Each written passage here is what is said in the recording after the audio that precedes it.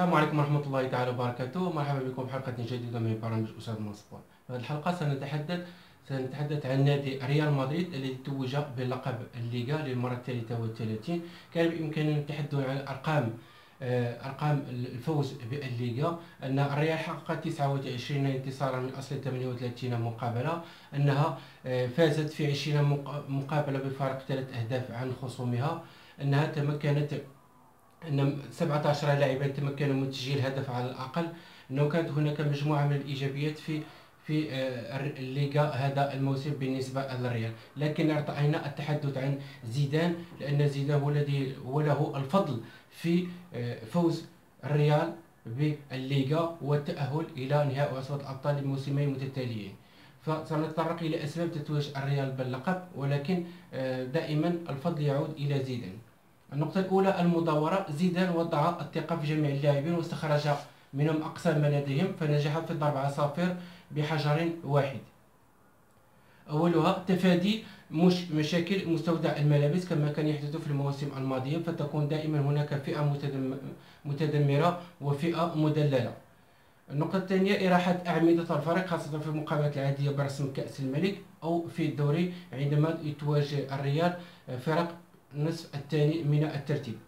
منح الثقة للاعب الاحتياط بأنهم أصبحوا يتوفرون على حدود وافرة للانتزاع الرسمية أيضا في المقابلات الكبيرة، بشرط التألق في الدقائق والمباريات التي يمنحها لهم زيدان، وتأكيد هذا التألق في المباريات الأخرى. تفادي العياء والإجهاد البدني كما حدث في موسم 2014-2015 عندما فقد المدرب الإيطالي كارلو أنشيلوتي أكثر من 60% من لاعبيه الرسميين بسبب الإصابات العضلية والإجهاد البدني. نقطة أخرى هي تجريب اللاعبين في أكثر من مركز كإجراء وقائي، وأيضا لتعزيز حظوظ اللاعب في انتزاع مكانة له في التشكيلة، وتجلى ذلك في المدافع ناتشو مثلا الذي جربه في جميع مراكز الدفاع وأبلى البلاء الحسن، خاصة في الفترة الحرجة من الموسم شهر أبريل عندما أصيب كل من فاران وبيبي. كوفاتيتش كذلك الذي أصبح بديلا لكاسيميرو ومودريتش إن اقتضى الحال. إسكو كبديل لغاريث بيل أو كلاعب رابع في خط الوسط، دون أن ننسى أدوار كل من ماركو أسينسيو، لوكاس فاسكيز وخاميس رودريغيز. زيدان أيضا بحكم تجربته في فترة الجالاكتيكوس بين 2001 و2006 إلى جانب كل من رونالدو، بيكهام، فيغو وأوين، أدرك أن الألقاب لا تنتزع فقط بالتعاقد مع أفضل اللاعبين في خطي الوسط والهجوم وإهمال خط الدفاع، خاصة إذا كان هؤلاء النجوم لا يقومون بتاتا بأدوار دفاعية عند فقدان الكرة. لهذا أمر جميع لاعبيه بالانصهار في بوتقة واحدة في المنظومة الدفاعية حال فقدان الكرة، فأصبح شيئا عاديا أن نرى أن كل من كريستيانو رونالدو وبنزيما يكونون أول جدار دفاعي عند ضياع الكرة ويهبطان حتى منتصف الملعب من أجل استرجاع الكرة وبناء العملية الهجومية. زيدان استفاد أيضا من تجربتي مورينهو وأنشيلوتي الذي عاشرهما عن قرب، وتفادى أخطاء مورينهو في تعامله مع اللاعبين، وكلنا نتذكر أحداث موسم 2012 و2013 وكذلك أخطاء المدربين معا مورينهو وأنشيلوتي عندما كان يعتمدان فقط على نواة مشكلة من اللاعبين مشكل من 14 أو 15 لاعبا. بل يمكن القول أن زيدان أكمل عمل رافائيل بينيتيز الذي صدم مع الجماهير واللاعبين بسبب افتقاده للدبلوماسية والكياسة التي يتوفر على زيدان. فبينيتيز هو الذي تعاقد مع الكرواتي كوفاتيتش ولوكاس فاسكيز، ورسم البرازيلي كاسيميرو، ووضع خاميس رودريغيز في كرسي الاحتياط لتقاعسه الدفاعي، ومنح الفرصة للاعبي الكاستية، لكن النتائج لم تسعف. ولكن زيدان أكمل العمل بإتقان بوضع الثقة في اللاعبين الشباب الذين لم يخذلوه، ووجد الكلمات المناسبة لإقناع أعمدة الفريق بإفساح المجال لزملائهم الشباب. هذه النقطة تحيلنا إلى كريستيانو رونالدو. كنت في فيديو سابق سميته المفاتيح السبعة من أجل فوز الريال باللقب، كنت صورته في العام الماضي. قد أشرت إلى حالة كريستيانو رونالدو أنه مع التقدم في العمر عليه أن يقلل من مشاركته في المباراة الرسمية حتى يتفادى الإرهاق في فترة حرجة من الموسم كما حدث له في المواسم السابقة، حيث كان يبلغ نهائي عصبة الأبطال في مستوى ضعيف ومنهك. نتذكر نهائي عصبة الأبطال 2014 و 2016. لم يستطع بيليغريني ولا مورينهو ولا أنشيلوتي إجلاسه في كرسي الاحتياط إن لم يكن كريستيانو رونالدو مصابا أو معاقبا طيلة المواسم الماضية، إلا مورينهو في مباراة وحيدة، ذلك في موسم 2011-2012. لكن زيدان تمكن من احتواء غضبه، والكل يتذكر تغييره في مباراة لاس بالماس بجزر الكناري.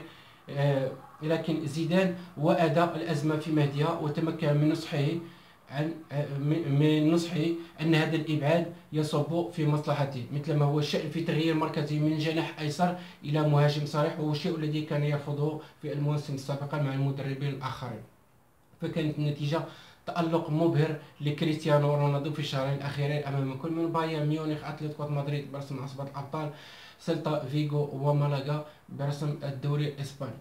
نقطة أخرى وأن زيدان مع مرور المقابلات يستفيد من أخطائه. جرب خطة 4-2-4 أمام ليجيا فارسوفيا في دور المجموعات في عصبة الأبطال، والتي آلت بالفشل، وخطة 3-5-2 أمام إشبيليا في الدوري، والتي انتهت بهزيمة الريال، وتخلى عنها لصالح 4-3-3 خطته المعتادة، قبل أن يعتمد مؤخرا على 4-4-2 بسبب إصابة غاريث بيل وتراجع مستوى لوكاس فاسكيز. لم يصر زيدان على وضع لاعبيه في قالب جاهز، بل جعل خطتي 4-3-3 و 4-4-2 أو 4-2-3-1 تتلائم مع مستوى وجاهزية لاعبيه، وطبيعة الحال مع نقط ضعف وقوة خصمه.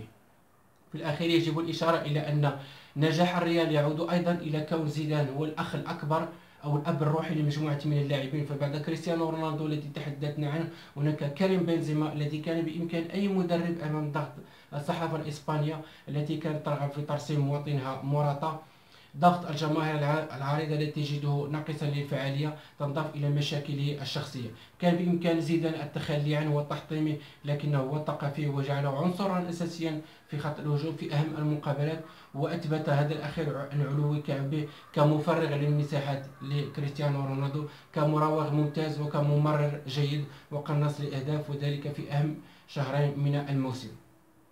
نفس الأمر حدث مع مواطنه رافائيل فاران التي تسبب في الهزيمة أمام فالنسيا، مع الحارس كايلور نافاس الذي ظهر بمستوى باهت في بداية الموسم، وحتى مع إسكو وخاميس رودريغيز. وهنا تظهر لنا بصمة زيدان جليا.